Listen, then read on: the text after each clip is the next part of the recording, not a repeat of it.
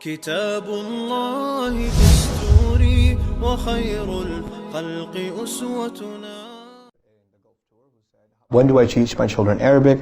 My boy is 2.5 years old. When do I begin to teach him Arabic grammar and Quran and tajweed and memorization? Because I want him to be raised with the Quran. What a beautiful concern you have with your child, that you want him to learn the Quran. But he's 3 years old. Chill out, lady. We want them to have what were you doing when you were 3 years old? You don't remember. You don't remember. You don't even remember, like, you should put your shoes on the wrong way. Kids are on the fitrah. They are beautiful. Let them be. Teach them, yes, teach them lovingly. Some kids have more aptitude. They want to learn quickly. They want to learn quickly, and you give them that opportunity. Some kids want to play more. Let them play more. Let them take their time. Parents have to learn to be flexible with their children and not impose the same standards and not make one kid compared to the other kid, especially in terms of their Quran. I have 6 kids. Not all of them memorize Quran the same way. Not all of them study Quran the same way. Not at all.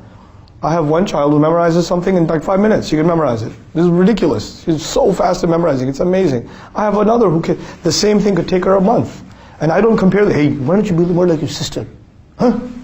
I don't do that. That's dhulm. This is dhulm. And it creates a hatred towards deen. Because of this book, my father likes my other sister more than me. That's wrong, man. Stop it. Cut it out. Stop being so stressed over your kids. Allah doesn't want your kid to be a hafiz. Allah doesn't want your kid to be alim.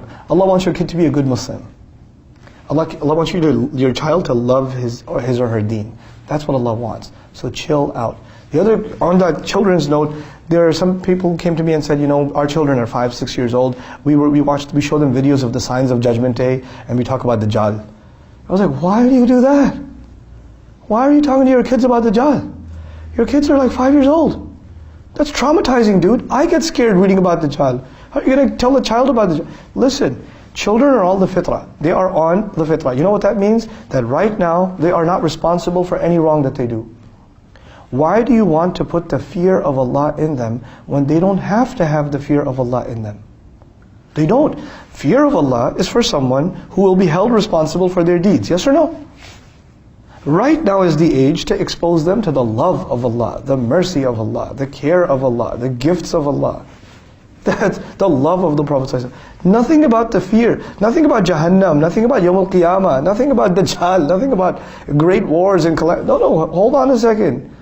This is not what kids need. It will traumatize them. They'll think of their deen in such scary terms. Children get terrified. And you don't tell me, oh no, we tell them some positive things too. It's not how it works.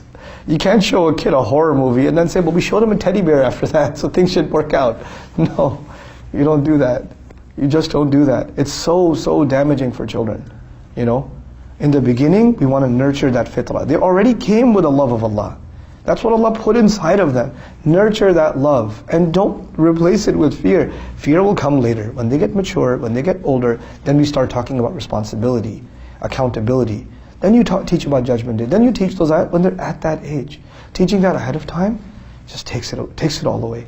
Same thing with teaching Quran, same thing with teaching anything to your children for that matter. Make things age appropriate and make things lovable. The biggest accomplishment in our day and age, wallahi, please listen to this carefully. The biggest accomplishment in our day and age with our children is not how much they will learn. How much they will learn means nothing. I'm sorry that sounds offensive to you. It means nothing. What will mean something? How much do they love their Rabb? How much do they love their Prophet sallallahu alaihi wasallam? How much character do they uphold? How truthful and honest are they? You know, how easy is it for them to admit a mistake? How openly do they communicate with you? Their character is the most important thing, not their knowledge. Knowledge is superficial, it is for show to others. I'm not saying knowledge isn't important, but knowledge will always be secondary to character. Always will be secondary to character. Right now it's about nurturing that character, nurturing that personality, and a little bit of knowledge along the way. There's plenty of children who memorize the entire Quran at a very early age with no character. And it's not those kids' fault. The only thing emphasized to them was memorizing Quran. And these kids will lie, these kids are mean, they make fun of their friends who don't memorize Quran with them as quickly. All the things you're not supposed to do as a Muslim, they do, but they're hufad of Quran, so they're trophies of our community. Come on, what have we done? We emphasize things that Allah doesn't emphasize, and we overlook things that Allah emphasizes. And yet we say we're serving the deen. We again have to restore balance. Knowledge has its place, character has its place, and that balance between the two has to be struck.